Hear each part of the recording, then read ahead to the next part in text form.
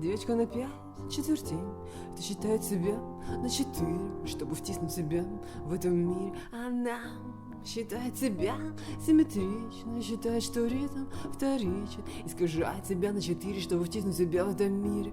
Да ты не бойся, бери и прыгай, только прыгай на 5 четвертей, а иначе не соберешь костей. И тут останутся лишь твои песни, но они на 4 не нужны в этом мире.